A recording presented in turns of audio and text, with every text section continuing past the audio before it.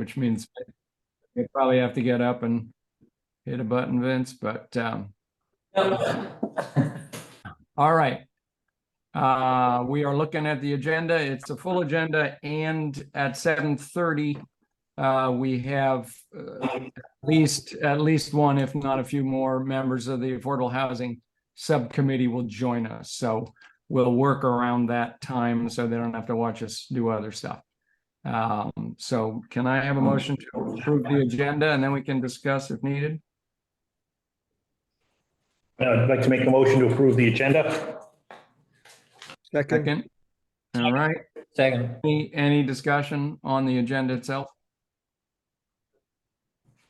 All right. Taking that as unanimous consent, I'm just going to move on. All right. So public comment for our items not on the agenda. I see one member of the public, but if it's anything that's not on the agenda. Okay. There'll be another opportunity at the end, so we'll see. Correspondence, the one thing we have that's really pure correspondence that isn't rolled into other matters was a letter with regards to housing needs, rental costs, that kind of thing. It's the second page of the packet. So that will be in this packet. It's also in the packet for the next Affordable Housing Subcommittee.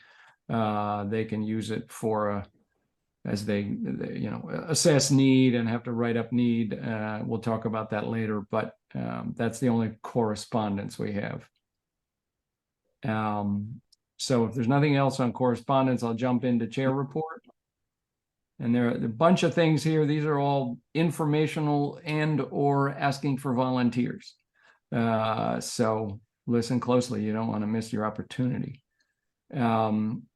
There are several things in the packet around the Connecticut River hydro relicensing. Now, this is a once in 50 years, or it's a many decade process, and they're up for relicensing I think in the next couple of years. So this is the beginning of a long-term process. The stuff that's in the packet, if you went through it, the person who is kind of instigating the conversation is from the Connecticut River Conservancy. And I don't know exactly what presentation she wants to give or what the you can tell on page 7, it says what CRC's desires are relative to the relicensing, which you would expect from a conservancy organization. So it's really just to put it on your radar. There is a meeting at 11:45 on Thursday, this coming Thursday, where I think one of these people, Kathy Erfer, I think it is going to present to Planning Commission, Conservation Commission, and Select Board representatives. Now, I would be happy if someone wants to go to that in my stead. If no one else can, then I will. But if somebody's interested in this issue, please jump. Where is it? It'll be Zoom. Where is Enough people needed Oh. Zoom that it will be Zoom. Oh, okay. So what time? It's on, say what time? Thursday, 11:45. So it's the day after tomorrow at 11:45, Zoom. And if you want to be the Planning Commission rep, then I will let people know and you can jump in on that. Is that a help? It would If I do that? Yeah, it would help me, certainly. And I think, like I said, I think it's the beginning of a long process. They are one interested party. This isn't like the official relicensing board talking to us. This is the Connecticut River Conservancy. So it would be great if you could attend. Okay, All right. I'll do that. Great, thank you. The second thing, which has a bunch of material in the packet, is around the Route 5 bike corridor. And the stage right now is that we need to, we're being asked to fill out that survey. And I had Pam go far enough into the internet survey, web survey, so that she could print the preview of the questions. So you can see the timing in the presentation from VTrans, and then you see the questions themselves. And I think they're talking month of November to get at least the select board and the planning commission to fill out the survey. So my leaning would be to give it to the new multimodal subcommittee, but Vince, I haven't heard anything relative to that committee. So I mean, is that something that you can take on and get whatever you need to get to fill out that survey in the month of November? I think between Jeff and I, we can handle that. Okay. It's interesting. I mean, it certainly would be great to get whatever input, put it out on the listserv and ask for comments or something. I mean, things about what are the most dangerous parts of Route 5 in your experience, what are the most scenic things you want them to connect with, that kind of thing. Stuart? No, just That's a good idea. Are either Jeff or Vince, are you guys cyclists? I own a bike, but yeah, I guess. That wasn't I don't dress like one. that wasn't my question. Do you cycle at all? I ride my bike for transportation purposes quite often, yes. That's great. And I would say, it's like through the winter generally.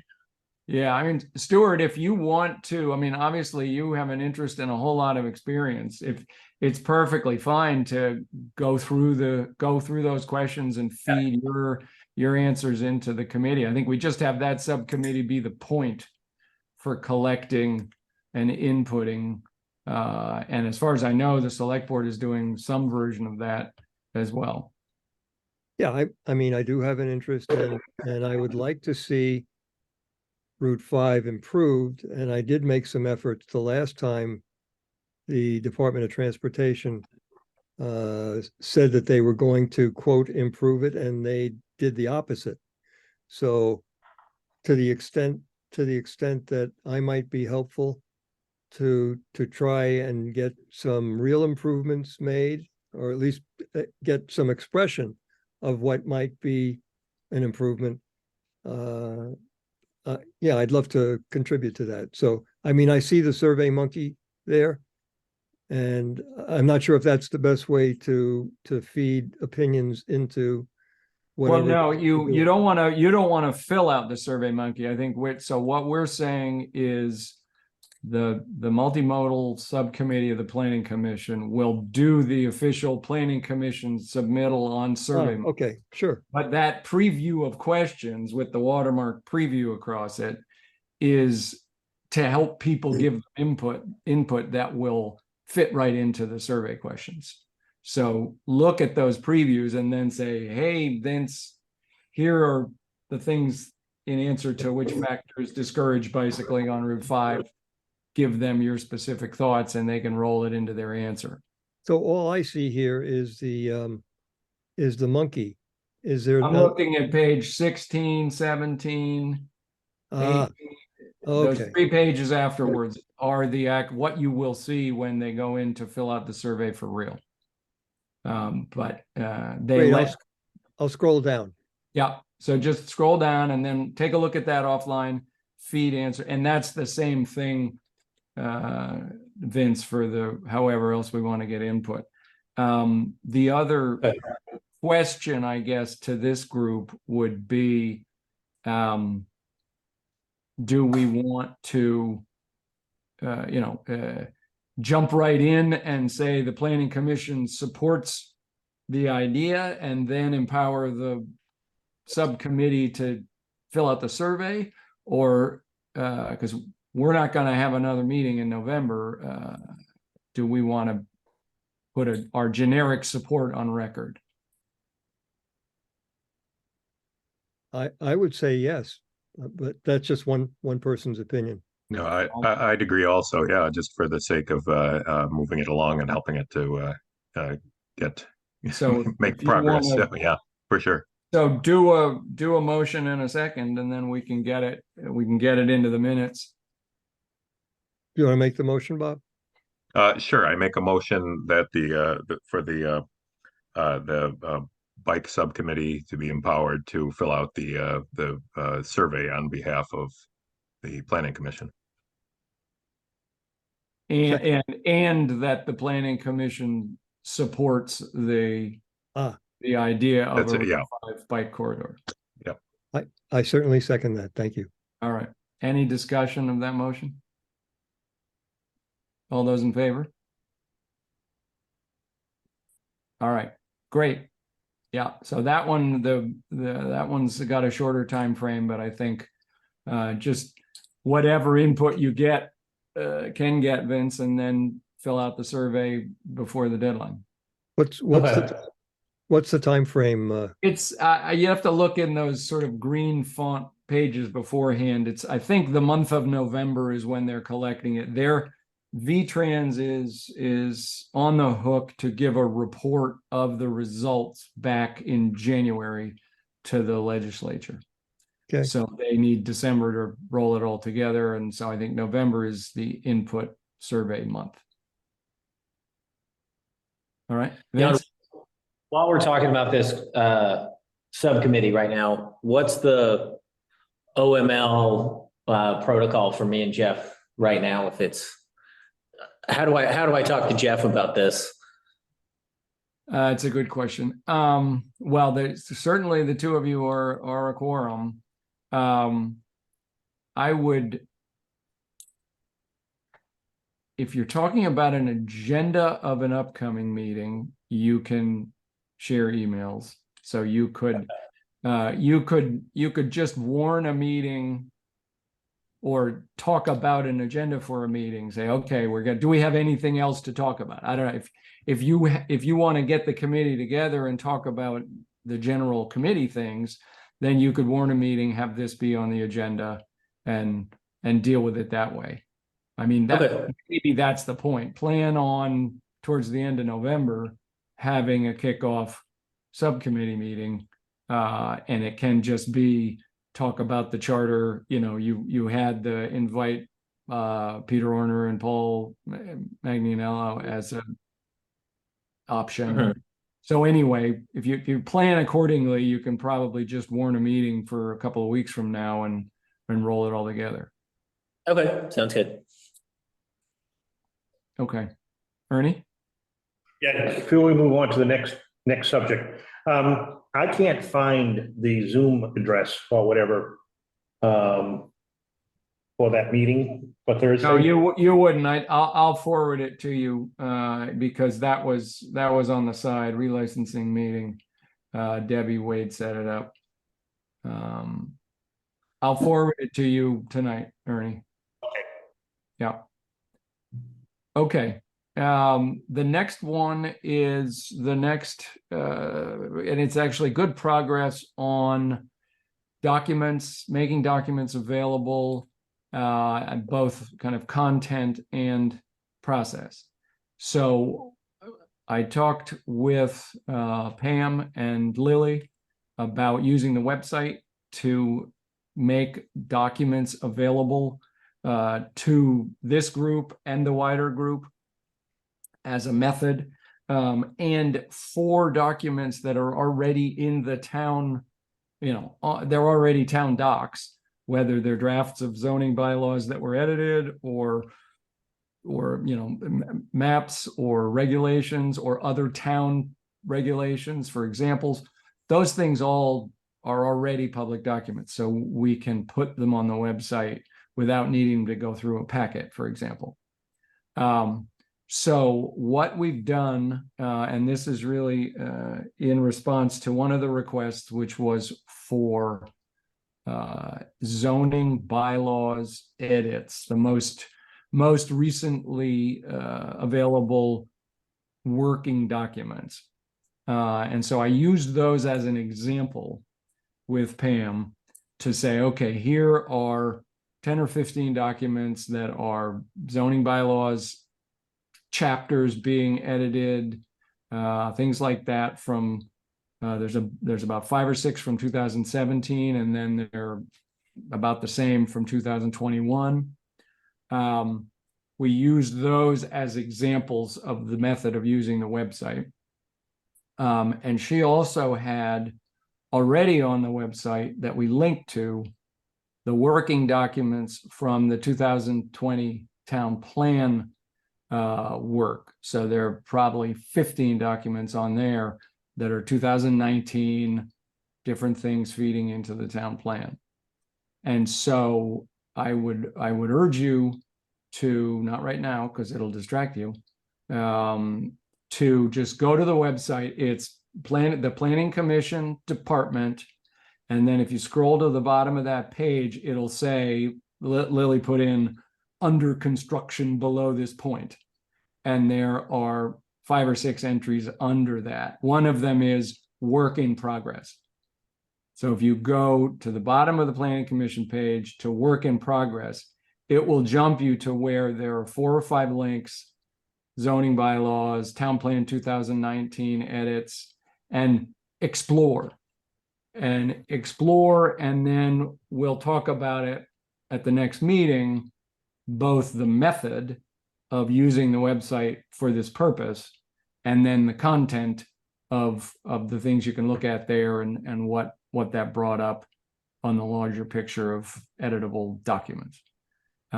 Stuart? No, I just want to follow up on the attempt to get a Word document for the town plan. Is there any progress on that one? Short answer is no. I left that, as you remember, I said, Brennan, that's yours at the select board meeting, whenever that was, Stuart, where you asked again, and Brennan took it as an action item on himself to look for both an editable document and maps. I pinged him a few days ago in preparation for this meeting to say, what's the status on that? Can you let us know? And I haven't heard anything.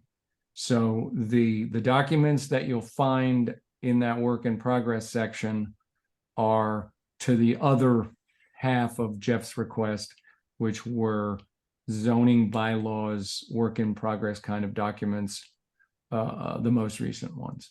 So I will continue to push on Brennan to get something we can work with.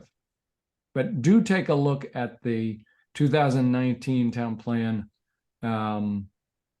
things on that work in progress section, because there's actually some there are maps, they're PDFs, but there's a slope map and various other things that I hadn't seen in other places. And just one more note on maps. Pam found a couple of maps that were more pertain to solar siting.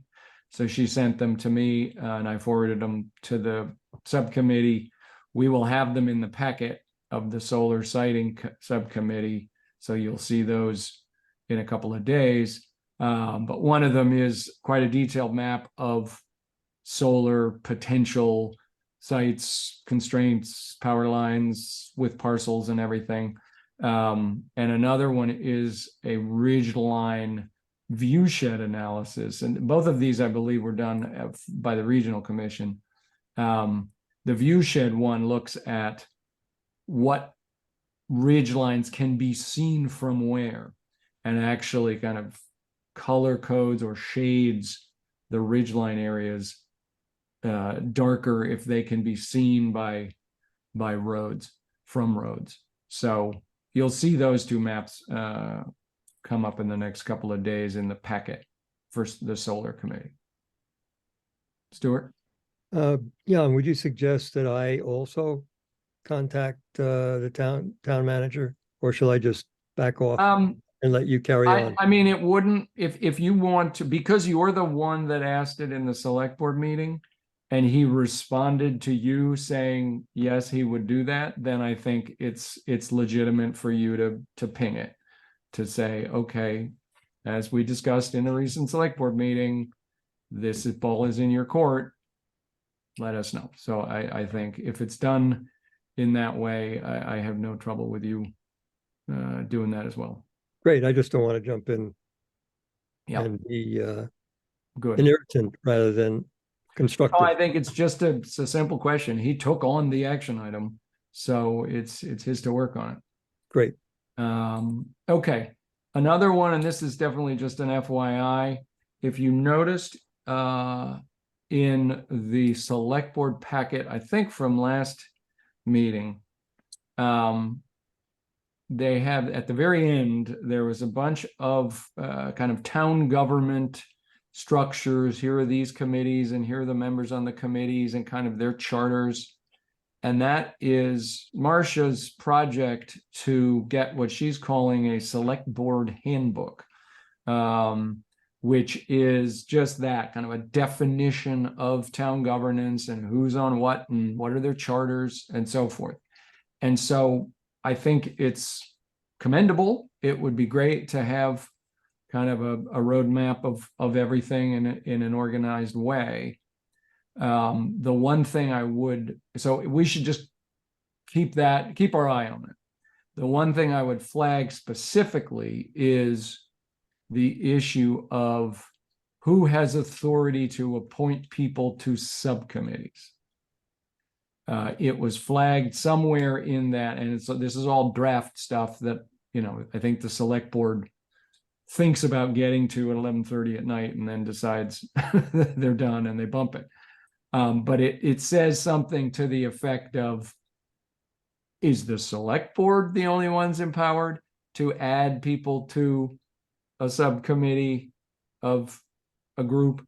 Or does the planning commission do its subcommittee assignments if they were not commission members? So if we wanted to add members to a subcommittee that were not commission members, are we empowered to do that? And there may be a different answer for the planning commission than for the conservation commission or the trail committee, but that was an open topic in this. And so I think it's worth us watching. Ernie? Yeah, I was just gonna say, because the Affordable Housing Subcommittee has a number of people that are not part of the planning commission, but are on that too. So while I've been on the planning commission, some have been on and some have been removed. There's never been a vote within the planning commission that I'm aware of that. So it would be interesting to find out how that works. Right, and Marcia flagged that when she was going back and forth on what we're going to talk about at 7:30, the grant proposal. She flagged that as a topic to say, okay, who is the Affordable Housing Subcommittee? Who's on it? What are their roles, responsibilities, powers, and so forth? And so I think if we submit the grant application into the select board, I think she's going to bring up the overall issue. If she doesn't piggyback it on the grant application, she will definitely talk about it as part of this select board handbook town org conversation. So just something to have on our radar. It's not, the house isn't on fire or anything. I just think there are a couple important topics there that are worth keeping our eye on. Okay. And the last one, interestingly, I just saw this, Thetford just did a couple of public hearings for totally redone bylaws. It is zoning bylaws. So it appears that they are 2 years ahead of us in the terms of, theirs were at least 10 years old, and they are doing public hearings of full, 100 pages of zoning bylaws. So my plan is to contact, it's David Forbes, who is the chair of the Thetford Planning Commission, and really just pick his brain about the process and somewhat the content of the regs, but more the process. How did it go in town? What were the minefields? How did it? What would he say? It sounds like they just did this for the last 2 years. So it's all on the website. The Thetford website has all the docs, all the hearing notices, and the appendices. So just FYI for people. And it hopefully it will give us a little leg up, some help, advice. Okay. So any comments on any of those topics? Just a quick question. The public hearing already happened for the, or is that coming up for Thetford? I believe the planning commission public hearing happened. Mhm. And then just like we would do here, then the regs, the bylaws are submitted to the select board. Mhm. And then the select board is required to have their own public hearing before they discuss and vote on the bylaws. Okay. I'm not sure of the exact timing of the select board hearing. Yep. But yeah, I think we could learn from it, and it would be handy. Watching. Yeah, and I'd be interested, because I know, Bob, you're talking with people on the DRB about specific things with the regs. So if you've got something specific flagged, steep slopes, whatever, then it would be great to just go to the Thetford proposed bylaws and see how they dealt with it. Yeah, for what it's worth, I mean, I don't, this may not be exactly, but it sort of plays into it and may play into your next point. It's certainly talking with Richard Stucker and Sue Pitteger there, that they had a few specifics on slopes and a few other things that they were very interested in. When I spoke with Arlene Rotman, though, she kind of took the approach that there's been a lot of amendments and that sort of thing, and that to her mind is the biggest issue, that it needs like a top-down rewrite, her so maybe a little bit at odds with the approach for the the new hire, that but when she was explaining, or when she was going through her perspective on things, she thought that should be her contribution was that should be a significant role for the new person, for what it's worth. So, all right, well, that's a good segue. That's our next topic, and that is on the staff hiring. As we mentioned, for people who didn't hear, it was kind of an update given in the last select board meeting, which was, we've had 3 or 4 meetings of Jack Candon as the DRB rep, and then me and Brennan and Miranda as the HR person. And so we have met, and it's very, very constructive. The point was to really look for the kind of the overlap in the Venn diagram, look for the agreement that everybody can sign on to. And that was part of the reason that we thought, or as an end result of that, we would try to do a 1-page summary. We've got 2 job descriptions bouncing around. This is not a formal job description, but it's to try and simplify it down to what people agree on, and lay it out as one step. The proposal would be discuss that short form with this group. Jack put it into Patrick, and I believe the DRB is having a special meeting, because they only come together as needed, to go over it themselves in the next shortly.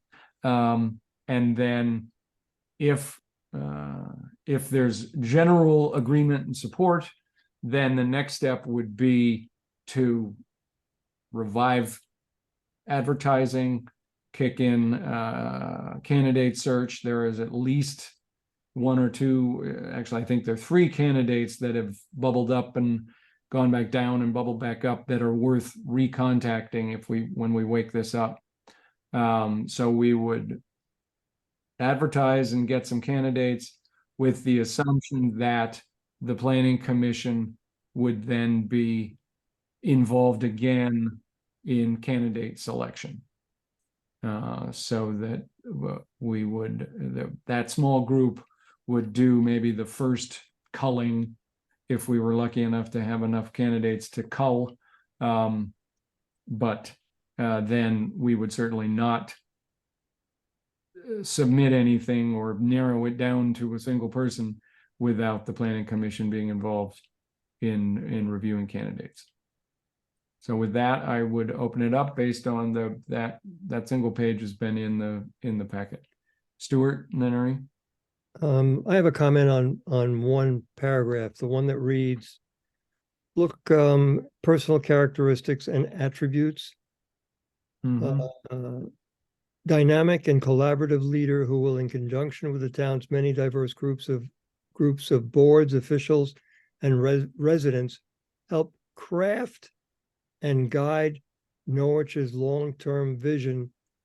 And I would add, under the supervision of the planning commission. I mean, I don't think that this is an independent actor.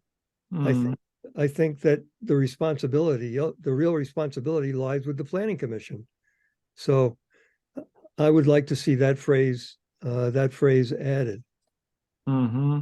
Unless we want to take a step back and not be involved in doing the things that paragraph suggests.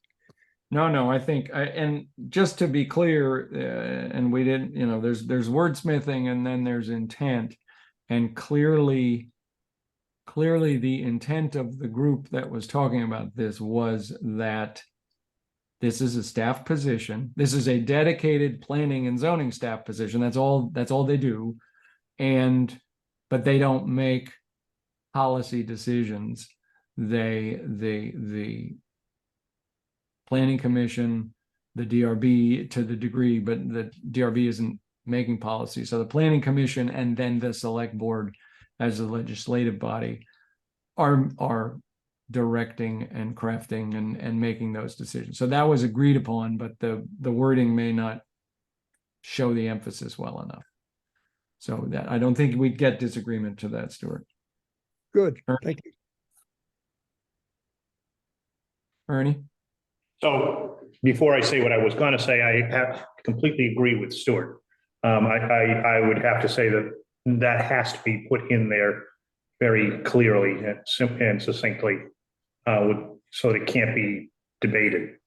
I also strenuously object to referring to the person as a planning or as a director. I don't care if it's called the planning and zoning administrator, municipal planner, other things like that. But I think referring to them as director sets us up for going back to the old way of doing things, because it puts, the director means you directing people. That's the point. And in the case of where planning directors come from, which is in an urban environment where they have a staff of hired people, then that person is the boss. But that is not what we want here. So I think you really have to eliminate the word director completely out of any of the language here. Otherwise, it implies that this person will be leading, not just doing, not just actualizing the policies that the planning commission makes. Mm-hmm. So we cannot, and language matters. This is politics too.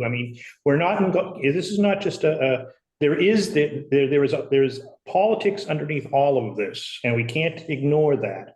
And politics are made up of words. And this particular word, it's one little word, but it's fraught with a lot. And we can't take the chance of giving any wiggle room for weakening the planning commission, because it will get weakened then. We already have a really top-down type of government already. And there's a couple of holdouts. The planning commission's one of them, where you still have citizens involved in policy in a fundamental way. They're not just approving other people's policies, they're actually devising it. And that has to remain. I mean, otherwise, we might as well give up town government altogether. I mean, we're on the verge of losing our town government already. So I really strongly object to the word of director appearing anywhere, and any kind of other language, as Stuart was pointing out, any kind of language that implies that this person is going to lead in any way planning commission. He might help the planning commission. He may be like a lawyer who provides advice and has knowledge about laws and stuff like that. But to keep it just like a lawyer does not run the show. The client runs the show. This person that might be another model to the way of thinking of this. This person could be very knowledgeable if we want to blow the money on somebody with a PhD and all that sort of stuff, which is utterly unnecessary for this town, especially considering the makeup of this planning commission. We have hugely talented, imaginative, and capable people on this planning commission. There's no need to have somebody with super advanced education who's going to cost us a lot of money and then expect to be able to use it. You know, like I said, at the biggest part of the growth of this town, we had Charlie, or whatever I call him, Jamie, Charlie Welch, in his very first zoning administration job, guiding this town through its heaviest growth period that it ever has seen. And there's no complaints about him. The complaints we hear about his successor or successors. Okay, so let's pulse other people with the same issue. Stuart? I want to strongly agree with Ernie, and I'm not going to speak to what he has just said. He has said it at least 5 different ways, and he's correct. Okay, so end of story. And if it takes what other people think? Bob, Vince, what are your thoughts on the importance of a word or the title or that? Because I need direction in terms of how hard to hold the line, you know, and I want this to work. I want us to hire staff. I want to get a good candidate. I want this to work. So I definitely do not want to just absolutely throw a monkey wrench in, but I want to speak for this group. Does the title, or sorry. Go ahead, Bob. Does the title, I mean, does the title confer certain authority? I mean, I know within like different places of employment, if you have a director title that confers something, but for this particular role, does that give added authority? I mean, if we are using that term, I guess. I don't. I mean, or is I the rule? don't think so. I mean, I think the ZA, the zoning administrator, essentially portion of this job, you know, say it's half of their time is zoning administrator, whatever. We got Kyle to estimate hours and as part of this, but that title is mentioned in statute. You know, the ZA is in statute. I think that talking with Brennan about this, it's his intention that this person would supervise Pam, for example. And I don't have a problem with that. And I don't think the title changes whether or not that would be the situation. I think if this was the planning and zoning administrator or a municipal planner and zoning administrator, whatever the title was, they could still supervise Pam. Yeah, I guess my concern along those lines would be more along the line if something is conferred, like you say, in statute by using a certain phrase, but if the job is the job regardless of what name it's put on it, I guess I'm not going to have a strong opinion as much one way or the other. But I do hear that, yeah, it sets up certain things when you use titles. So yeah, I do. It doesn't fall on deaf ears, the concern with the director. Okay, Vince. I was just curious. Ernie kind of alluded to it, but is there some sort of specific designation of you need to have X amount of experience to be a director, or you need to have any sort of, or are there different salaries that are implied by this, or is this just really depending on the, like what we've talked about before, depending on the municipality, what it is called? Yeah, it's a good question. I don't have the answer. We have grade levels, whatever, the level 21, 22, that sort of thing that go with salaries, and probably something about supervisory and education levels. But I don't know specifically, and I don't think it's determined in the sense of saying this person will come in at level 24. I think that's going to depend on candidates and more finalizing of job description. So I don't think you have to call them director to pay them a certain amount or have them supervise, but I will learn that in the next phase of, I'll get Miranda to explain that from a town HR point of view. Okay, so that would really be my only concern. I'm on the same page as Bob, as if it doesn't really change anything practically. I don't have a strong opinion. But if it's not connecting to the right people who need to be applying for the job, if someone for a director job and expecting a certain level of salary and responsibility, and it doesn't line up with that, and we're not going to be reaching the right people, then yeah, that could be. Let me just, Bob, maybe Bob has actually some information on this. You got your hand up, Bob. What do you got?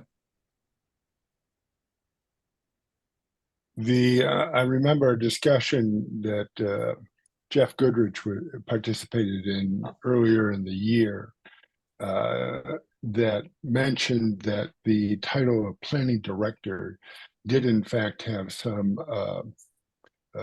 reference in the statutes, and I've followed his links to those references, and it did appear to be true. Yeah, that planning director was a defined role, that and it was, I think, true that planning director was usurped the power of the planning board. So choosing the appropriate title is important. I do, however, think it's really important to get somebody who's qualified, because we have challenges now with resiliency and so on, and that are going to, the town will benefit from somebody very skilled and experienced. And if they're just being advertised as zoning administrator and assistant to the planning commission, it might restrict the number of candidates with good qualifications. yeah. Okay, thank you, Rob. So just my understanding, and we will check on this, the planning director references in statute are when you have they're two different, we talked about this, they're two different models, whether you're an urban municipality and that opinion that I quoted that Marcia got from council that said, because Norwich has not made specific action to act like an urban municipality, then we default to basically a rural town, or whatever the next level down. So by that definition, the planning director, planning department model is less appropriate. It goes with the urban municipality and not with the rural town piece. But I do think I agree with Rob in that I want somebody competent. I want somebody who can really help us work and get some things done. And so I don't think we want to just have zoning administrator as the title, but if we have, municipal planner, if you got to say senior municipal planner, or I think there are ways you can craft it that don't use the D word, that will get you to beat the bushes and get some good candidates, especially if you have education and you're talking about salary that doesn't need the director role. Ernie? Yeah, and you're hitting right on what I was trying to get at, is that as long as we can avoid the director word, which implies, a sort of a level in the hierarchy, and a certain set of responsibilities they would have to have towards the planning commission, up towards everybody. If we can avoid that one word, almost any other title, and it doesn't also includes the fact that planning director is, as you pointed out, specified in statute, and for a specific purpose. So it's inappropriate here. That doesn't, and even if somebody wanted to say zone, and just say stick with just only zoning administrator, which I don't think we have to do that. I don't think we have to accept somebody who's not highly competent. I think there's a big difference between how someone's going to interact with the planning commission, and their ability to do that, and their academic achievement or their professional achievement.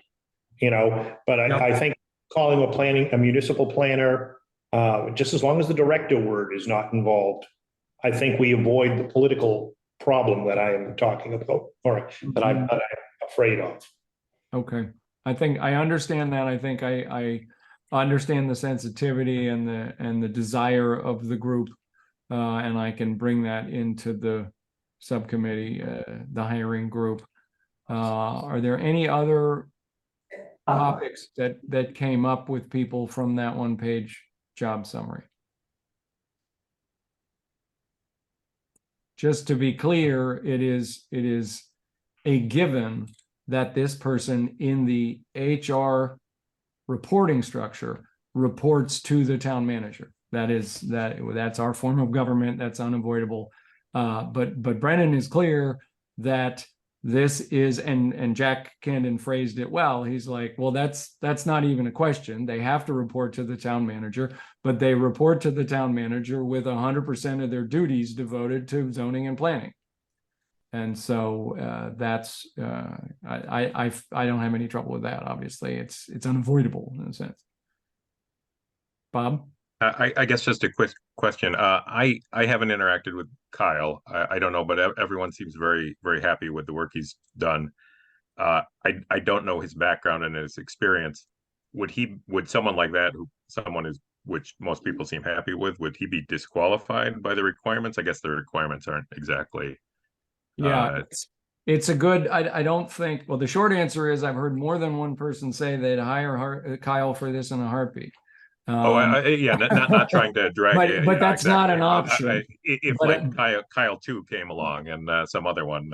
Yes, I think, and we talked about it at a previous meeting about leaning towards a younger person who was open-minded and really wanted to learn, and not that only younger people are open-minded, mind you. I don't need letters, please. But that somebody like Kyle, I don't think there's any. Even if you look at the bottom of that one pager where it says years of experience or degrees, it's somebody like Kyle would be well qualified. So that it's a good benchmark to say, oh, okay, because I think we had at least one candidate active at some point that was more of a not at the end of their career or later in a career where they'd done a whole bunch of like 25 years of experience, whereas Kyle has a lot less than that. But I think either one would pass the test of the job description. But to my mind, the vastly more important thing, and Ernie said it as well, is around the candidate. The candidate's mindset, and do they want to help the planning commission and the town do this work, or do they want to run the show and tell us what to do? And that is when we got to get some candidates in front of us and talk to them, and then we'll decide. Okay, that's definitely helpful. So I will take it as this group supports the job position as it was described and as we discussed. with the significant caveat that both the statement around under supervision of the PC and What committee? the word director. Planning commission. Okay. It's 7:30. Oh, 6:30. It's affordable housing's at 7:30. Is that Jeff? Oh, we got you, Jeff. Yeah, I thought it was 7. I'm sorry. That's all right. You can, you're right on time for the Affordable Housing Subcommittee. And we're right on time for it as well. Yeah, before you get off this job duty thing, there's a lot I don't agree with. I'll just leave it at that. Okay, so I think, I mean, I hear you, Jeff, and I think I know, I know most of your sensitivities. At this point, the goal will be to reinvigorate some advertising, get some candidates in front of us, and then bring a selection of those back to this group for review. So I want to move forward with that piece, and we will have another opportunity to discuss it as we're reviewing candidates. Okay. So Jeff Lubell, if you think we can wait 3 minutes, but I just as soon jump in. It looks like you have a critical mass of affordable housing people. Just to open this up, this is now, it's still the Planning Commission meeting, and however official Jeff wants to be, it is now also a meeting of our Affordable Housing Subcommittee. And that is to discuss the planning grant draft that was in the packet. So I will let you take it from here, Jeff. Yeah, sure. We don't actually have a quorum yet on the Affordable Housing Subcommittee. We have 3 members.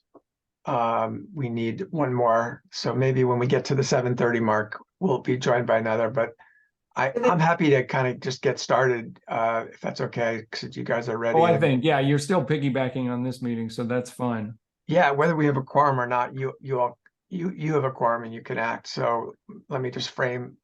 And I think Jeff Goodrich, is there someone in the room we don't know about? Cree Moffat's here. Yeah, I'm here. Oh, Cree's here. Oh, okay, then we do have a quorum. So All right. if I could just do a couple of technical things related to the meeting, Affordable Housing Subcommittee meeting. It'll just take 2 minutes and then we'll go right. So we now have a quorum, and we need to approve the agenda. The agenda in the packet basically is just calls for a discussion about the VCDP planning grant, and it calls for public comment. So all in favor of approving the Affordable Housing Subcommittee agenda? Brian? Aye. Jeff? Aye. Cree? Yep. And Jeff, so it passes 4-0. So the first item on the Affordable Housing Subcommittee agenda and an item on your Planning Commission agenda is to discuss a proposed grant to the Vermont Community Development Program, the VCDP, which is the Vermont state program that administered federal community development block grant funding. And they have a planning grant that you can apply for up to $60,000. And we were before the Planning Commission when this idea was more conceptual. We didn't have a draft. We now have a draft. It's not 100% complete, but it's pretty close. And what we are hoping to do is to move this forward to the select board to get their input. Just to give you a sense of the process that will need to happen if we are to move forward, right? So Planning Commission will first, need to decide whether it wants to advance this to the select board. Thus, we're hoping to get some feedback and input from the select board, and their go ahead to hold a public hearing. So there has to be a public hearing before this can be approved and submitted. And then once there's a public hearing, the select board will need to sign off and approve it. So that is the kind of the order. We originally were targeting a submission in February but that February date has been removed by the state. They, just like they did last year, they've canceled the February submission, and now the submission is in April. So we have a little bit more time, but since we're ready, we'd like to encourage us to just move forward if it's can. And we've been joined by Paul Manganiello, so we now have 5 of our members here. So maybe I can just introduce, again, just remind a little bit about what this is and see if anyone else, Brian or anyone else on the Affordable Housing Subcommittee wants to kind of say anything about this. And then my suggestion is that we hold a joint discussion with the Planning Commission and the Affordable Housing Subcommittee about, just to get your feedback, and then we could have a vote of the Affordable Housing Subcommittee of whether to pass it on to the Planning Commission, and then the Planning Commission can vote about whether to pass it on to the Select Board. Does that work for you, Jan? Yeah, I think that's fine. I knew that you guys needed to, you didn't have a quorum last meeting, so you need to lead here, and because you need to vote something to hand it to us. Yeah. Brian, did you have your hand up? Did you want to say something? Oh, yeah. Thanks, Jeff. You can, maybe I'll chime in after you do a little introduction. You'll chime in after I do the introduction. Okay. Sure. So just a reminder. So we are, what we're talking about here is a planning grant. So nobody is talking about doing any development right away, right? This is just applying for funding from the state to investigate the feasibility of developing housing on the northern portion of the parcel of town-owned property that is that also houses in the southern end the transfer station and the town garage. We have, just so you can visualize it here, I thought I would just pull up a map that that we prepared. This is really just kind of approximate, but I think it will help just you to visualize things. So this is a map of the northern portion of that property. So you could see here, this is a LiDAR map that I downloaded from the state. The approximate boundaries of the north are up here and the east are here. And this is the road that goes in right to the transfer station. You go down to the transfer station, or you could go straight across to the town garage. There is a radio tower here in the middle of this circle. The circle is, this is the approximate zone of 180 degree radius, 180 feet radius around the tower. That's a no-build zone. And what we have identified here, these polygons are not meant to be buildings. They're just meant to be like flat areas, right? This is just like areas that are relatively flat that you could potentially consider for development. So there, you can see here that you would, to access these, you would go up about 200 to 250 feet, basically up what is now a trail. And then to the left of the trail over a stone fence, you would see this fairly large area of open land.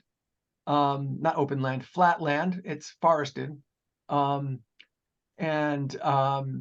then if you were, there's something of a hill here, and then if you went up there, there's another plane up here, basically, of additional land. All of this is, outside of this boundary. So this is just for, conceptual purposes, right? You wouldn't want to, you obviously need to do a survey, you need to do all the work, but we just wanted to show conceptually where you might think about developing, and just so people can kind of visualize. So what we're hoping to do really is just do this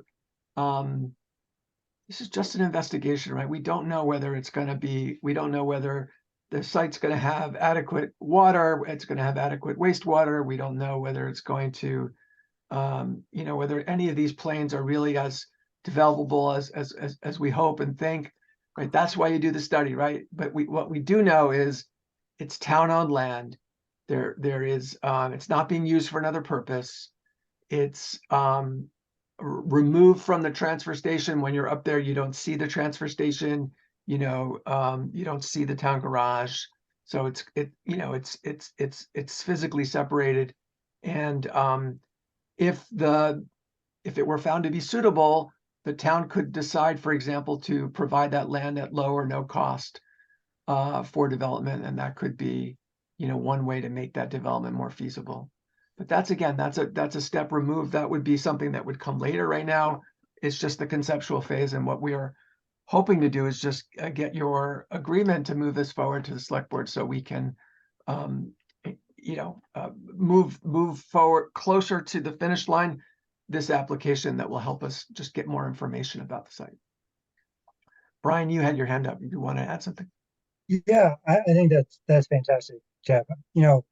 Just one point I want to emphasize is that, all of us members on the subcommittee have questions about the site. But we've each at a different point kind of hit the wall in terms of what additional insights we can provide and answers that we can give. And so we're really at the point where we need the expertise of the folks described in the planning grant application to push us forward and give real definitive answers and guidance to the planning commission and the select board for an ultimate determination on the site. So this is a mechanism, the planning grant, where the state could award funding that would cover nearly all the cost, with the town perhaps paying a small amount or doing most or all of its contribution in kind through professional and volunteer services. So it's really an opportunity for someone else to pay to give us good advice. And given that it could address one of the biggest barriers to affordable housing development in town, that is the high cost of land, we think it's worth trying to move this forward. Jeff Goodrich. Yeah, Jeff, I just want to point out the radius around the cell tower. That's a no-build zone with respect to structures, but that may not apply to wastewater drainage, et cetera. So I just want to be clear that that land will be looked at in the context of the study for things other than buildings. Yeah, that's great. I think it would be useful to understand too, like someone had suggested, hey, could we put some trails through there, right, for the kids to play in? Are there things that you could do other than building that might, be worth thinking about with that land? So yeah, again, that's the purpose of the study, right, is to look at all those things. Stuart and then Ernie. So further question on the actual cost of the survey and who you would be using to do the survey. And then I'd like to make a comment after that. Yeah, well, right now the budget's laid out in there in the document. I could maybe I'll pull it up so you could see it, or maybe Brian can walk us If through you it. could just give me the number, that would be sufficient. Yeah, what we're requesting $60,000. And that would cover the professional services for understanding the kind of the wastewater and the water capacity, investigating the regulatory constraints, doing an archaeology assessment, which is required by the state. It also would include some funding for if it were determined that this were appropriate to move forward, it would be likely advisable, I would say, to subdivide the property and to bring in a prospective purchaser who could help apply for brownfields funding and get the release from liability that's covered by the state's BRELA program. And there's a cost associated with the platting that would be needed, so that would also be covered by this. So we're just trying to think ahead about how to insulate the town from potential costs. Can And you, there's a required match of $6,000, which could be met either by in-kind services or by town contributions. so And the I can answer the second part of the question. I'd like to finish, please. So the major portion of this would be paid by the state of Vermont? Yeah, yeah. $60,000 would be paid by the state of Vermont. What we're suggesting is that the contribution of the town could be mostly volunteer labor, potentially some of Brennan's time, some of your planning person's time if they're available, and that's probably the $6,000 right there. So it's no really out-of-pocket cost. When you use the $60,000 figure, do you have a group of consultants or a consultant that would be doing the work? I believe we would required to comply with the competitive bidding requirements to put it out for bid. Right. Okay. I just want to express a concern that I've expressed before, and that is with the overall cost. And that's true as a Vermont taxpayer, even though the money is coming from the state of Vermont. Last I heard, we all who are at this meeting are paying Vermont taxes to a greater or lesser degree. I find that the number that you're talking about to be overly large. I believe that it can be done more economically. Of course, you won't know that until you put it out for competitive bidding. And But if it can be, then we nevertheless- don't need to spend it. We don't need to spend the money. If people can bid it for less, that's great. That would be fantastic. Exactly. But what I'm saying is that applying for that much kind of commits and augurs in the wrong direction in terms of the final pricing.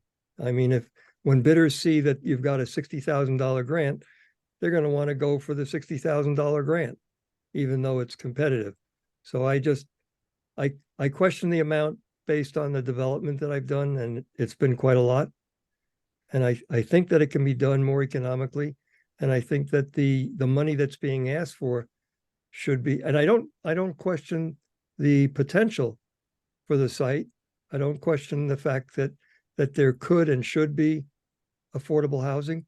But what I do question is the fact that I think you're doing this in a less than economical way. So if you can do it, if you can apply for a grant that will fulfill the need for less money, I'd love to see you do that. Thanks for the comment, Stuart. I think we have Ernie first and then Jeff. Okay, I just have some, I hope, simple questions. First of all, and they're just all kind of related, and they're just general information. But how much space? I'm assuming I'm going to call the space the Squares. polygons that you've got drawn in as the space that you're thinking of putting buildings on, correct? So how much space overall is that? I mean, you mentioned 24 acres or 25 acres, but it includes the transfer station, a bunch of other stuff. So I'm taking less than that. I think there's probably an acre to an acre and a half of land in those polygons. Okay, and who owns the tower? That's our tower? That's the police tower? Is it a cell phone? Okay, what? Is it a cell phone tower? No, it's not cell Oh, phone. okay. I believe it's owned by the town. Does anyone have any other information? And then we rent to the cell phone companies, I believe. It's used for internal radio communications in the town, kind of emergency communications, that kind of thing. Okay, now I'm just trying to wrap my head around what Sure. you're trying to work with here. That's Yeah. all. Yeah, no, I appreciate that. I think what you would do because of it, you would do a planned unit development, right? So you would be able to use the density from, the entire northern portion of the site, or however much you need to build, and then you would cluster the development on that, whatever that exact amount is, an acre and a half, whatever my guess is you would do less than 10 units just to avoid Act 250, but that would be my guess. I was going to say, do you have a guesstimate of how many units you would like to put on it? At this point, it's just a guesstimate, right? Because that's why we need the planning grant. But I think there's there's a big threshold to go over 9, just because as soon as you get into Act 250, it gets more expensive and more complicated. But I don't think you're going to do it for 3 units because it's going to be expensive to build that access road. So 6 to 9 would be optimal, I guess. So Jeff Goodrich has his hand up, and then Stuart Henderson. Yeah, a couple things in reverse. I think we should be striving for at least 9. In acknowledging, as Jeff pointed out, once you hit Act 250, everything doubles, triples, and quadruples depending on what the issues are. So to go back to what Stuart's comments were with respect to process of seeking proposals, I want to say to everyone sitting here, there is no such thing as bidding for professional services. Attorneys don't bid. Engineers don't bid. So I just want to get that term out of our vernacular. So what we're going to do, and I'm going to give credit to Brian and Jeff for putting enormous effort into a well thought out paradigm to address the various services that might be required to engage, to basically put out a request for proposals. I assume in concert with both Brennan as a sponsor and Two Rivers, for qualified professionals to offer services in the context of what may be required. It's my hope, and based on what I've experienced with both Brian and Jeff, is that we're going to pay an incredible amount of scrutiny to the extent the town will allow us to do that in the selection process. To Stuart's direct comment, VCDP grants 20 years ago, 30 years ago, were in the range of $30K. Today, what we're looking at for technical services for this, because I went through this with a fine-tooth comb myself, as Brian can attest, we're looking at a little over $30K probably for the technical services from wetlands to LiDAR to planning to test pits and other things. The other things like archaeology, legal fees, project management, and so forth, I start throwing $5,000 blocks at each of these because they're necessary. That accommodates the remaining $35,000 to $60,000. And as Jeff said, I anticipate, based on the subcommittee's conduct, that there's no way we're going to spend money if we don't have to. Right, Stuart, did you have a comment? Yeah, just one more.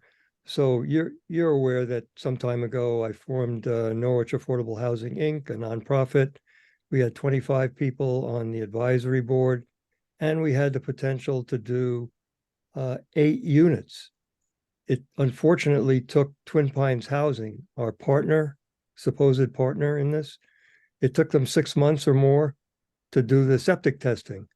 So I'm just raising a red flag as far as who you might want to, assuming that you get going. I'm raising a red flag because the deal fell apart based upon the length of time. And I'm not saying that Twin Pines wasn't active with a whole lot of other things, but they didn't seem to have time for the 8 units that we could have done. And it was most unfortunate. We didn't have time to raise money to make this particular deal work. So just be advised. I appreciate that. I mean, the kind of firm that what we're seeking is a professional services firm and not a nonprofit developer for this phase of the work, right? So, but it's good to know of your experience. It's definitely challenging to make small projects work, just economically, but having a lower And in a lot of other ways.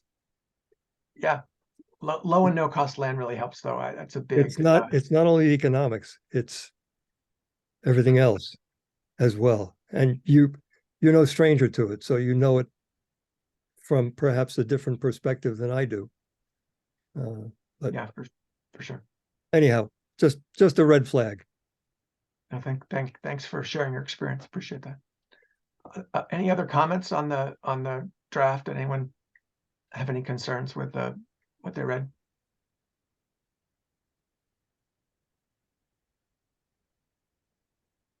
So I think maybe we could entertain a motion from a member of the Affordable Housing Subcommittee something to the effect of endorsing the draft and passing it on to the Planning Commission with a request that they forward it to the Select Board. So move. Any- If anybody can hear me, second.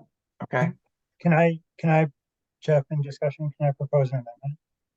I'm sorry, go ahead. Yeah, Yeah, Paul, can we say with the request that the select board consider the matter so that it can be ready for an April submission. Sure. Yep.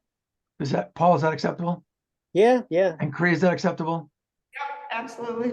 So the motion is to endorse the draft of the planning grant and pass it on to the planning commission with a request that they pass it on to the select board, along with a request that the select board consider it in time for submission on it to the April submission, right? Okay, any more discussion on the Affordable Housing Subcommittee members? Nope. Okay, all in favor, Paul, Aye. Brian, Like for me. Jeff, Aye. Cree, I'm, and Jeff, I say yes, so it's 5-0. So on to you, Jan. All right, thank you. This is the way to do business. If you have everybody in the room, you can really move things along. So, opening up the agenda item as part of the Planning Commission, we have a submittal from the Affordable Housing Subcommittee. Is there any other discussion around the Planning Commission's role? And I think the question to the Planning Commission is level of support, but sort of the threshold is submitted to the select board, yes or no. Then the next question is what level of support or endorsement is contained in that submittal from the PC. And then third would be, are there any concerns, any topics that we would flag as part of our submittal? Last time when we did this, there were a couple of concerns amended to the submittal. So with that, I would open it up to the Planning Commission.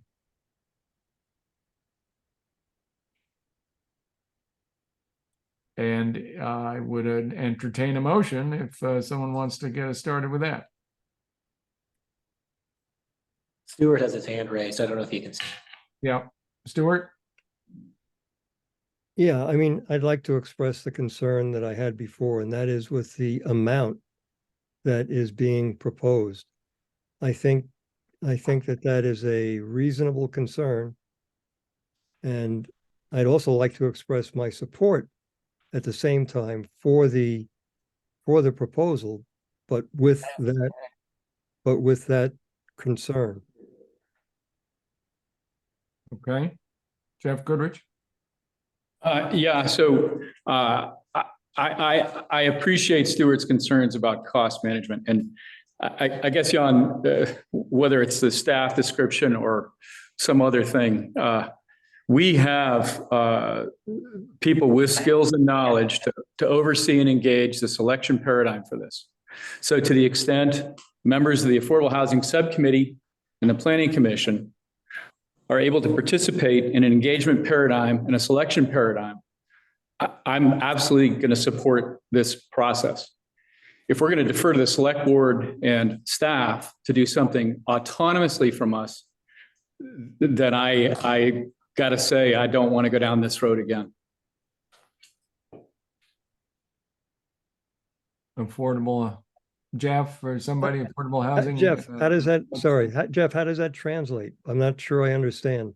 So Stu, at the end of the day, if I was to pick a selection committee with people that had knowledge, and then who would engage the consultant going forward, I would be completely behind that. We have people with knowledge on the Affordable Housing Subcommittee and on the Planning Commission that can help manage this entire process.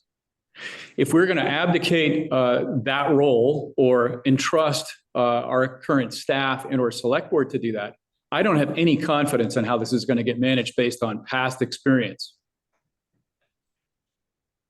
I think that's a reasonable concern. Paul? Yeah, Stuart, we heard your concern. Jeff would take it under consideration.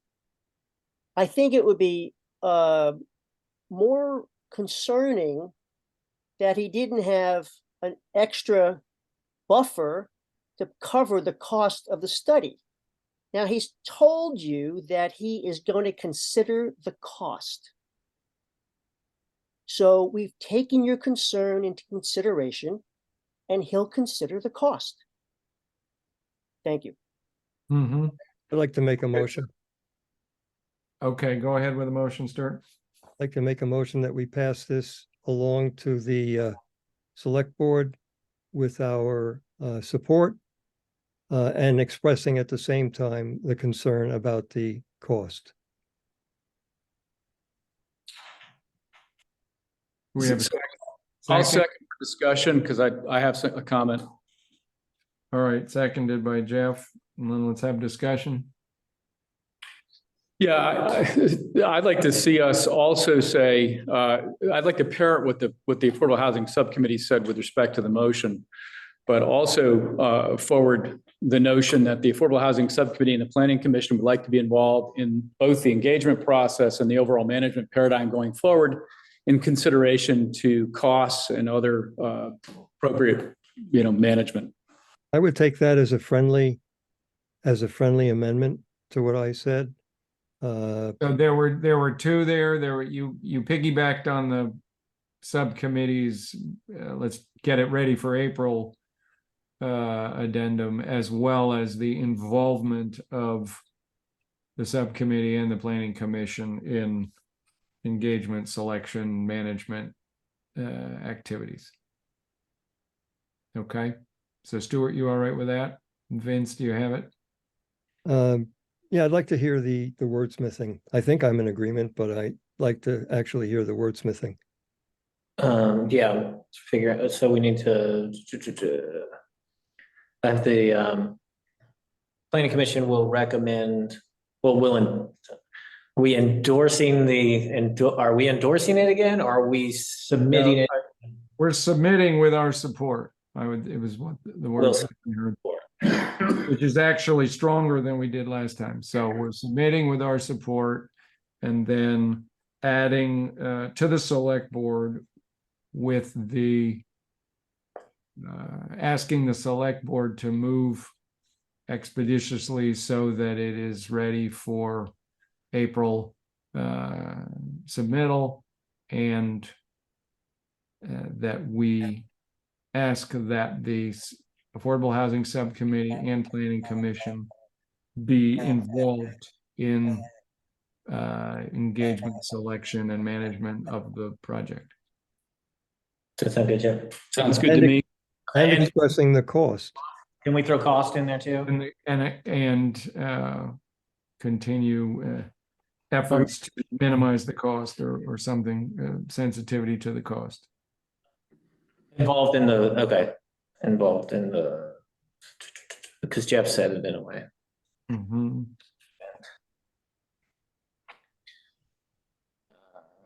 Jeff, what do you think? Involved with selection and engagement and management, and then what about what would be a good way to say the cost? Well, for me, selection and management, including cost considerations. Including cost considerations. I think that sounds good.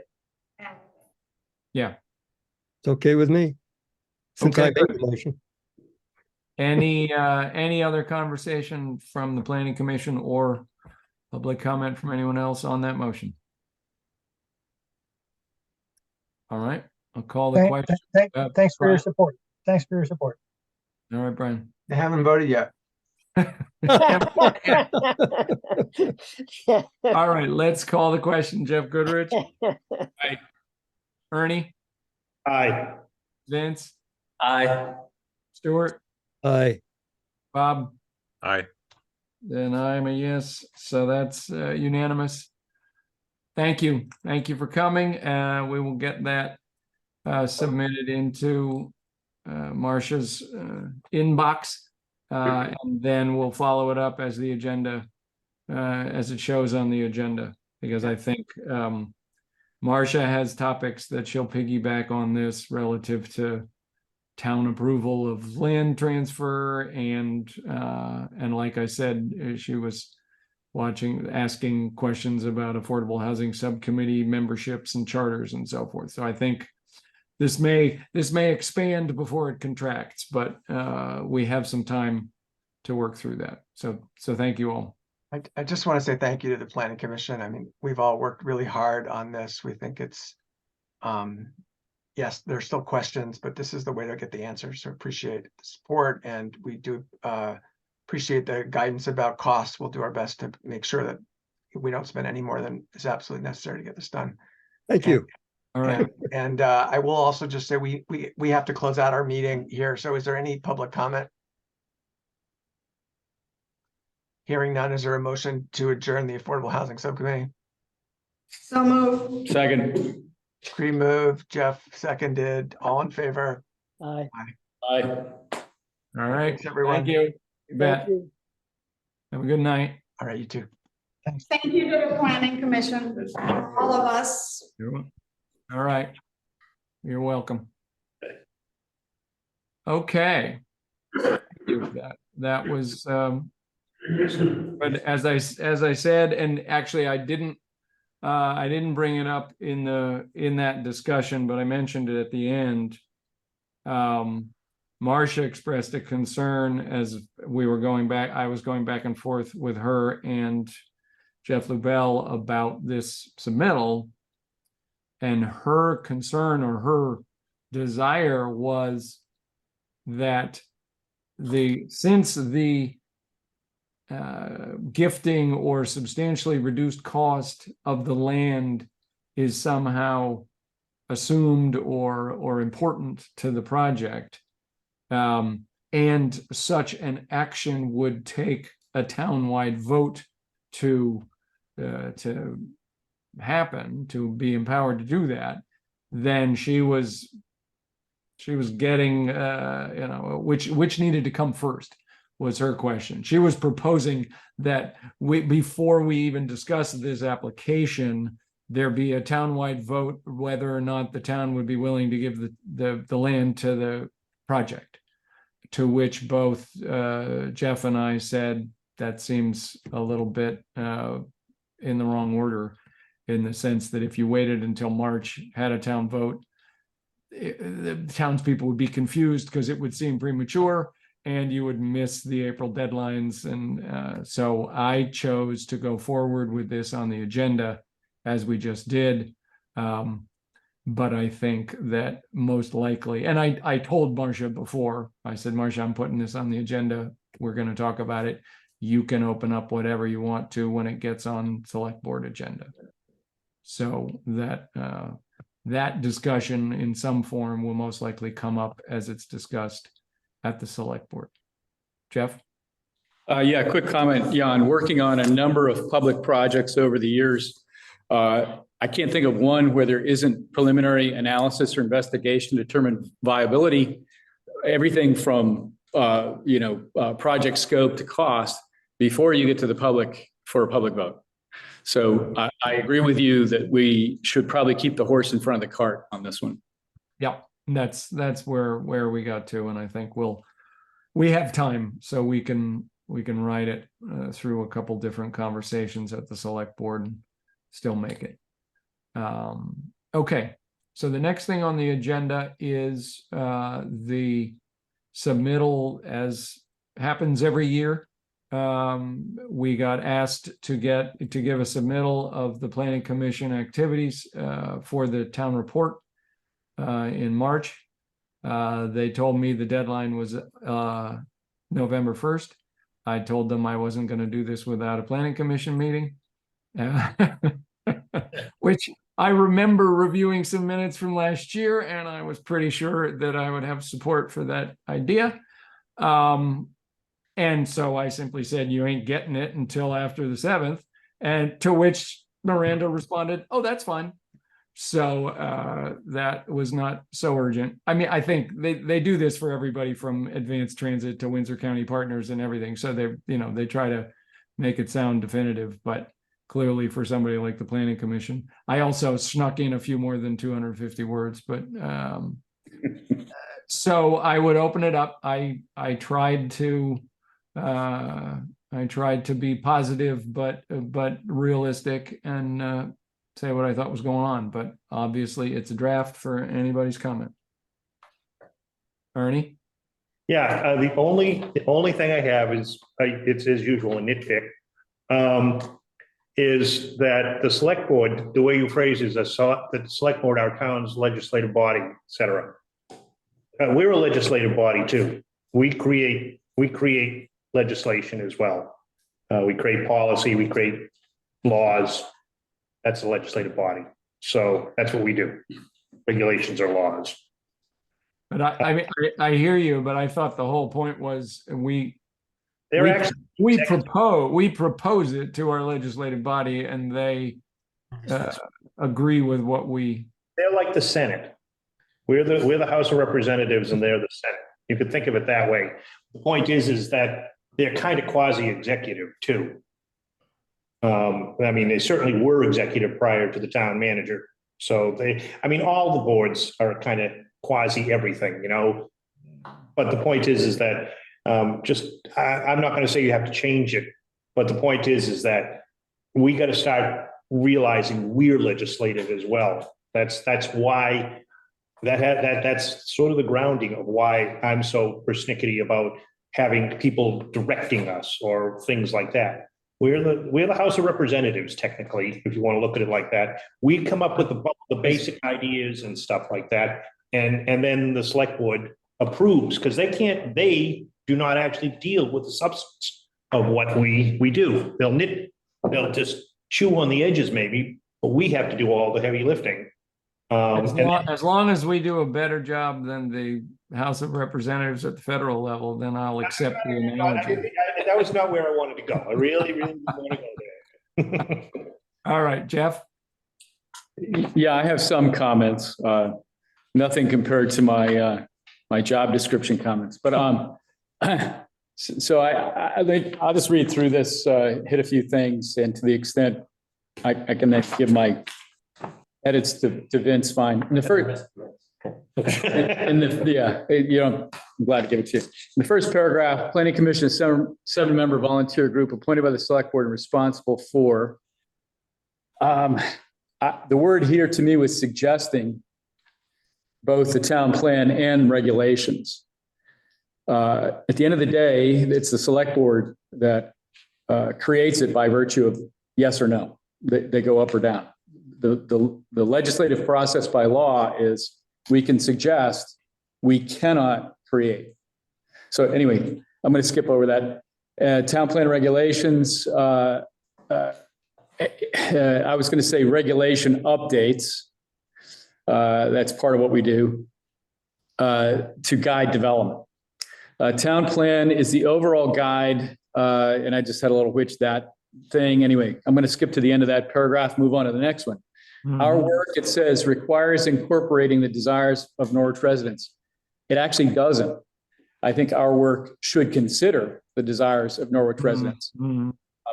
Having said that, based on past experience, I would like to strongly affirm that we should consider the desires of Norwich residents. Anyway, and then I sort of said, since resident involvement is essential, and I cut out into our planning documents, blah, blah, blah. So just trying to make it more concise. On that paragraph, I wanted to chop the last sentence, which said the Select Board, our town's legislative body, will be involved in this conversation. By experience, the Select Board has chosen in the past to not be involved. So we cannot say that that is true. We could say this, we hope that the Select Board, as our legislative, whatever. So the next sentence, our focus, to focus our work, give opportunities for residential participation. A couple of grammar things. PC will set up subcommittees. I'm going to skip through that because they all look good to me. Down to the next full paragraph. Our planning and zoning work in Norwich has been constrained by a couple things. I think we need to talk about a lack of access to files. I was just going to, whatever the nice way to say that is, we just haven't had access to our info. I mean, I did try that in the next to last paragraph where I'm saying we all need access to the same information. That's partly a reference to that, but it is pretty opaque. I would say it's so opaque, it's translucent. Nonetheless, I'll give this to Vince. You can do whatever. And then to some extent, unfulfilled planning staff. So that's fine. Filling this position, I would say is a priority, right? couple of grammar things. In that next paragraph, planning commission's work makes extensive use of background references. Now, that's the question I think that was opaque. I think that needs to be clearer. I'm okay with maps and other documents, but background references, does that mean security clearance, FBI checks, yada, yada? And I'm being flipped. No, yeah, I understand. Yeah. So Mike, clarify that. It's a good question. Let me just put it out to the group because and Jeff, you weren't here when I made the comments about the use of the website. And if you feel free, Vince will have it in the minutes, but in the what we're doing is we have a under construction section of the planning department website, and then at the bottom of that, there's a work in progress, which has a whole bunch of documents that are worth taking a look at. But the point is to introduce that tool and to promote that tool and say, get the people knowing there's information there, getting it so that we can pluck things out of a packet and stick it there. Oh, Thetford's doing their own new bylaws. Oh, let's put a link to Thetford's bylaws down there, So I'm trying in that last sentence to both say we need free flow of information and we need access to all the information. It's a little bit of an opaque dig, but friendly. And then make a forward-looking statement to say we want to use the website. It's up and running. Take a look and give us comments, and that's both to the commission and to the general public. Yeah. So I'm fine with that, and I have a sentence or a word or two that I wanted to add in support of that. Back to the first sentence. What I wanted to do is say use of background references in the first sentence. Replace background references to existing resources, maps, and other documents. Yeah, that's good. And then the next sentence for collaborative work, well, that's fine. Second to last, to this end, we intend to make greater use of the town website. I wanted to add to engage members of the public. Yep. That's fine. I like it. Thank you. Yeah, I would very much like to, and Lily's up on waking up the website and using it more. And so I would like to get people to use it as a resource, and then other groups do the same, and then we can link back and forth. Ernie? Yeah, just sticking with the first thing Jeff said a long time ago. As for one word, when he's correct about that this is not responsible for creating the town plan.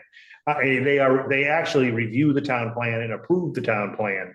So you can say sort of the approval body or reviewing and approve, something like that, instead of creating, because that's our job. I wanted something strong. I want something stronger than suggest, but not as strong as create. So we'll try and thread that needle. Actually, no, we're responsible. I'm sorry, I just sort of reread what I had gone off on a different one. The planning commission drafts the town plan. He was correct about saying I said we create, but drafting is technically correct work. We draft the work, and the select board approves it. And that's like I said, it's like what the Senate does to the House. Yeah, Stuart. So there's a further thought there that you may want to incorporate, and that is, yes, we do the drafting, the select board approves, subject to the final approval of the voters, because the voters, if they choose to, have a say in whether the town plan is approved. They may or may not weigh in on this, but they do have an approval. So yeah, I hear you, Stuart. I think that I really don't want to, in the annual report, 250 words, get into rural town voting, I understand there is a way to thread that needle and get it back to a townwide vote, but I would lose my audience halfway through a paragraph of trying to explain it in this venue. Okay, I have one comment on the subject matter here, Yeah. and that is, you say that the Norwich Town Plan was last updated in 2020. And then scrolling further down, we're talking about to focus our work and give opportunities for resident participation, we set up several subcommittees. There's nothing here that says that there's a reason why we are reviewing certain aspects of the town plan, because I think there should be a reference somehow to the fact that there are shortcomings in the current town plan that we are trying to address. And the way we're addressing it is by having these subcommittees, and that's not to limit it really. So I hear you. I think that's a good point. I mean, so there is something specific on the solar sighting side that says that, which is, there were things brought up that need discussion, and the subcommittee's working on that. To the degree that the multimodal transportation, whatever the heck you want to call yourselves, if you want to change the name of that one, feel free. So pedestrian safety, or certainly the Beaver Meadow, that to your point, Stuart, a problem that needs working on. Well, I would change that sentence, and I'm not sure that this is the exact wordsmithing, but I would suggest that to focus our work and give opportunities for resident participation and to address and existing issues and update certain issues, or update because I think at the very least we have state regulations that are changed. We have ADU and duplex regulations that have changed in the state law. So they're clearly, we're not just doing this. I think to your point, Stuart, and I think what I would want to get across is we aren't just doing this because we want to. Trouble. It's like, oh, we came in here, we're changing stuff. We got other things to do beside that. There are reasons to address specific areas that, and you could go into points of like the DRB, has pointed out other groups that use this work product need clarification. So I don't know if you need to go into such detail. Right. You need to go into such detail, but the idea is to suggest that we want to update things, or right. There's some justification for the work is, I think, what you're proposing. You got it. Yeah. Okay. I don't know that we have to say we're correcting problems, even though we are. But I mean, that is part of what we're doing. I mean, there are problems, as pointed out by and we can be as friendly, or I mean, the point is, in that amount of time, there will be enough change that happens that realignment is needed. So we're not even necessarily saying that, there's some big problem festering that we're fixing. It needs looking at. You can't leave it that long. Yeah. Okay. So I will take, I guess what I'll do, Vince, just logistically, if you can take, you got Jeff's there. I think I have notes on other people's.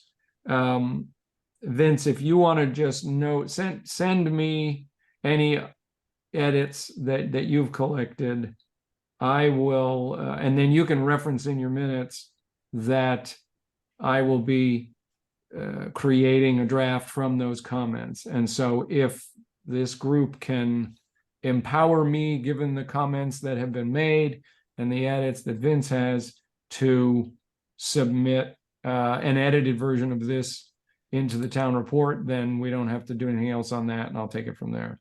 Jeff? Yeah, given your conduct to date as chair, I highly endorse that proposal. I promise I will not re-wordsmith it to mean something totally different. Okay, so that's good. Thank you. Now I want to be mindful of time, and I want to get our minutes approved. But I would, so that what we have is minutes, public comment, and subcommittees. Solar subcommittee, I think, is quick. We'll have a meeting a week from tonight. we'll continue what was a constructive conversation about ridge lines and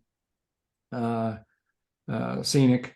So that's all from that side. So I would ask, I guess, multimodal, I would put on the table first just to see, Jeff, before you got in, Vince was signed up to compile the input on the Route 5 survey and then get that, and then actually jump onto Survey Monkey as the Planning Commission representative sometime by the end of the month, and fill out that survey. So that's one thing on your agenda. And to the degree that you need a meeting to do that, you could also talk about your charter and anything else you want to go on. Good question, since there are only two of us, I'm glad to talk with Vince on the phone. But that's a quorum, isn't it? Right. Yeah, I think that was Vince's question. And I think we should, you can warn a meeting and have a sit down. We'll be at the bandstand at 6:30 on Wednesday, and we're going to talk about anybody who you can put it on the listserv and say, submit any comments. The select board packet had 3 or 4 support letters for the Route 5 bike project, just as one topic. Yeah, Jan, today I don't have a problem with Vince posting something to meet at the bandstand, as long as it's not Thursday when it's icy. But back to the question about how we populate committees. I don't know how to say this properly, but when we had the old bike ped committee with Lucy Gibson as chair, et cetera, we had 7 or 8 or 9 people involved. So for the purpose of, I'm not sure how to, I assume this sounds okay. Can we just put, 5 members of the PC on it for now, whether they attend or not, so that 2 people can talk offline without noticing a meeting? Then how do we have quorum? Well, you'd have to have 3 out of 5 for quorum. Put the right amount. Yeah, Okay. yeah. So I just, it has to be more than 3, and the absurdity of, and I'm not saying that, I'm glad to say I'm absurd. That's not the point. I'm trying to get my brain around what we talked about last time, which is how to populate these committees with interested citizens. Yeah. And recognize that in the meantime, Vince and I are going to have to meet at the bandstand and notify the town that we're doing that. Yeah. I don't have any trouble with if we can get 5 out of 6 of the people that are here to say they're nominally on the committee until we address specific topics of other members. And then that allows a quorum to be 3. Then you guys just have to rustle up one of us to get a quorum to do something. I bet we can get people in the public to be a part of this quickly. Have you talked to Peter or Paul or John or James or? Peter, I feel like we're talking to the disciples here, but Or the Beatles, I can't tell which. let's talk about that when we meet at the bandstand. Okay. Ernie? Which kind of brings up the questions I've had, because Bob and I haven't been able to meet, haven't really tried even, because it's kind of confusing.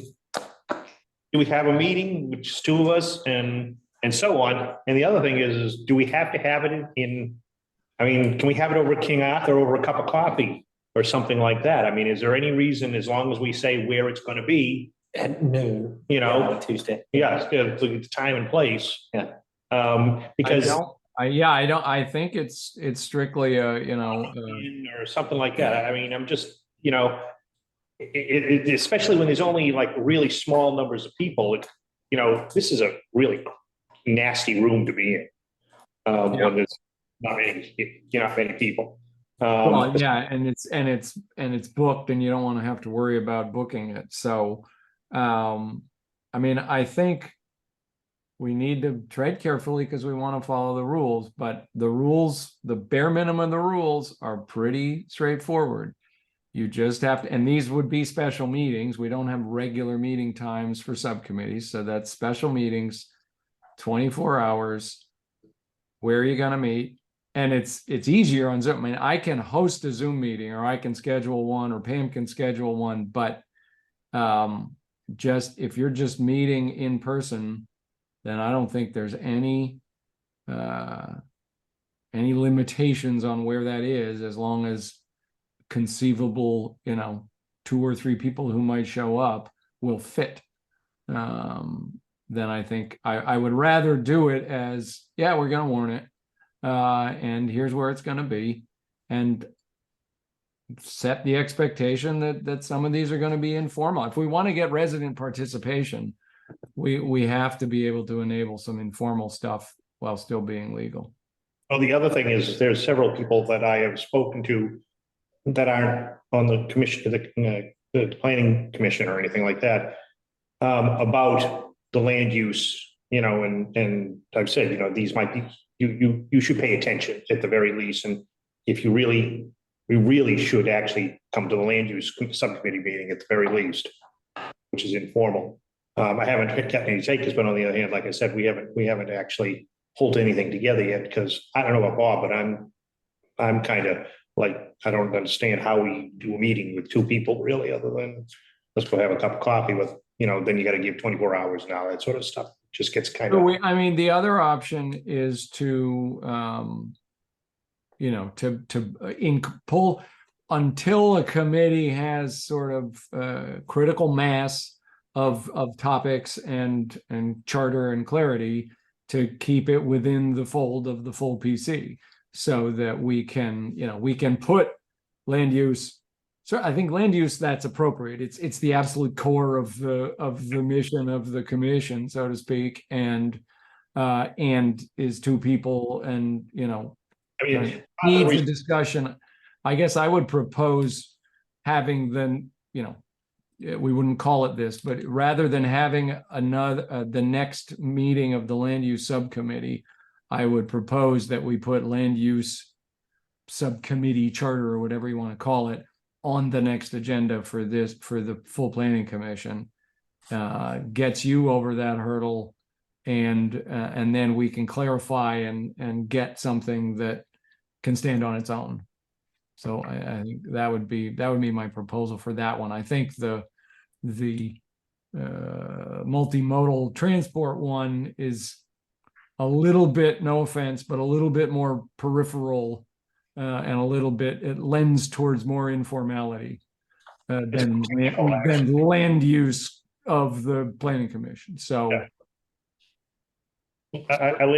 land use is philosophical, legal, political. It's got all, and technical. Whereas, and it's the bread and butter of the planning commission. I mean, it's the meat and the hamburger, so to speak. Stuart? So we do not want to make a mockery. That's the judge's word in the lawsuit that is being held, on which we've spent $100,000 needlessly. We do not want to make a mockery of the open meeting law. The way you're suggesting falls within the parameters of the open meeting law. You've got the whole planning commission. You don't have a quorum. The 2 guys can meet wherever they want to meet, as long as an agenda is issued 48 hours beforehand, and the minutes come out. Actually, you don't even need to do, you do need to do an agenda, and you do need to do minutes, I would think, even though you don't have a quorum. And even if you don't call them minutes, you can just call them notes, since it's not an official meeting.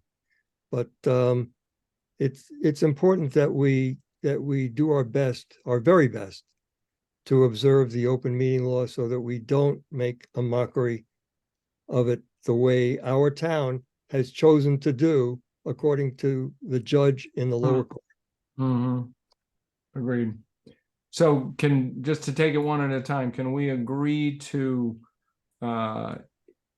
for the next meeting of the next meeting of the land use subcommittee be in the full commission meeting for that committee, and then we can talk separately about the transportation. I just one more. Yeah. One more comment. So I mean, we need more people on the land use committee, and I'm really sorry that I'm unavailable to be a part of that. But Yeah, well, I think that's I would say charter and membership are the two things on the agenda for that discussion at the next planning commission meeting. I'm getting more people. Yes, yes, So essential. yep. So then I would ask the multimodal transport committee, other than your name is a tongue twister, are you clear on how you're going to proceed in the next? Well, you have a charter, you have a request, you have a task, which is to fill out that survey, input that survey, and that'll happen before our next full meeting, end of November, say.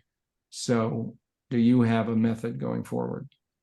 Jan, I guess it dawned on me that I could talk to Vince about anything but that. So tonight, going forward, we need to set a time to meet at the bandstand or wherever. Okay. And then we can do that task. So that's what we're going to do. Okay. All right. And then obviously anybody who has comments to feed into the bike topic should feed it to one of those two. Okay. Any other subcommittee topics? And as I said, I want us to keep. We're gonna have to. I'll talk to Marcia, but I think we're going to need to answer the question about appointing the authority to appoint non-members, new members that are not members of the planning commission. Who has the authority to do that on our subcommittees? Because I think we pretty clearly think that we do.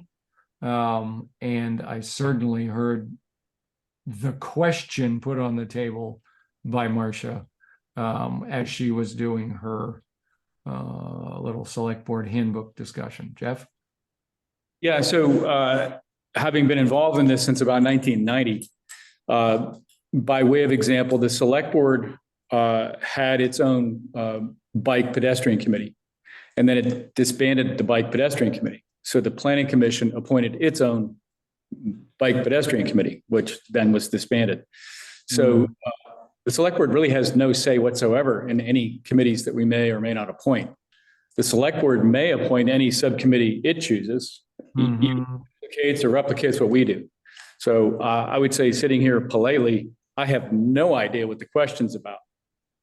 Well, I think one was general, but one was specific, same thing, specific to the Affordable Housing Subcommittee. Her concern was, if you have the Affordable Housing Subcommittee working on this planning grant, for example, where it talks about town staff. So is Brennan going to be involved? It talks about town land. So you have a group of people that is this subcommittee, of which only a few of them are members of the planning commission that were appointed by the legislative body. How does that work? You know, can non-appointed people speak for the town, so on and so on? Well, the answer is no, because as the Affordable Housing Subcommittee did tonight, they funneled their thoughts through us. Right. And so, you know, they handed the baton, and we're now in the relay. Right. Right. So I think that is a good, clear statement to say, you know, they drafted the proposal, which we then looked at and said, yep, we agree, as appointed members by the select board, and then handed it to the select board. So that's a good way of looking at it. Okay, let's move on. I'd like to get our minutes approved so that they're stacking up, and it's going to get embarrassing if we have 4 or 5 sets. A motion to approve all of them for purpose of discussion. So I've got 10:10:23 minutes. I've got 9:19:23 minutes, 9:12. It's 3. Yeah, it's 3 sets. Is that okay to? Yeah, I'll take that motion. Do I have a second? A second. So I only have a couple of edits on the 10:10 ones, which I can hand to Vince.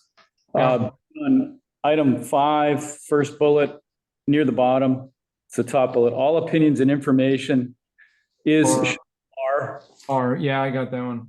Next page, top, So a tad, we're a bit of wordsmithing here. The group discussed the vacant planning and zoning staff. The group had consensus that applicant should be willing to learn. I was going to say, be open-minded and desires to be an asset. That sounds good. Yeah, that's fine. Okay. Any other comments on this? I think we went through some comments on previous minutes. Are there any other comments on all three sets of minutes? All right. All those in favor, say aye, raise your hand, whistle, blow, I don't care. All right, thank you. Abstain. We're doing, you're abstaining, okay. Vince, if you can just note that. Okay. Do we have public comment? Anyone still standing want to make public comment? Rob? Okay, thank you. I would propose that next meeting be we'll go back to regular meeting, so I believe that's December 12th, if I'm not mistaken. The Tuesday, so it would be second Tuesday, regular meeting. And that keeps us away from the holidays, so we'll go with that as the regular time. And I think staying on top of the select board's budgeting process will keep us out of trouble before that. I would entertain a motion to adjourn. So moved. Second. All those in favor? Aye. All right. Thank you all. Have a good night. Ernie, I just checked. I don't, they haven't yet sent out the Zoom for that Thursday. As soon as I get it, I'll forward it to you, but it's 11:45 Zoom only. Okay. Yep. And That's thank Sharpen your skis. you. Say ya.